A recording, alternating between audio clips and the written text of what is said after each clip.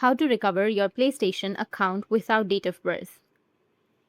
So if you want to recover your PlayStation account without date of birth, then what you need to do is first you need to make sure that you have a stable internet connection. After that, open up your Google or your browser and search for PlayStation support.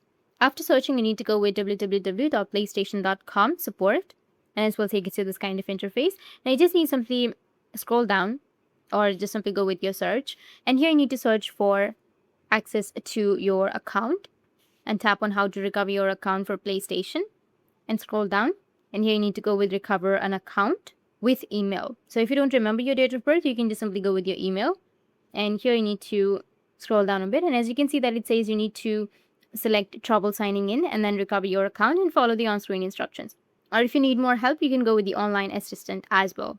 So if you want to go with the online assistant, then you just need to simply go with contact PlayStation support, select account and security, go with password reset and recover my account, then scroll down a bit, go with PlayStation assistant. It will take you to this kind of interface, which is a contact us section. Now here you need to type in that I want to recover my PlayStation account without date of birth, and it might give you some suggestions.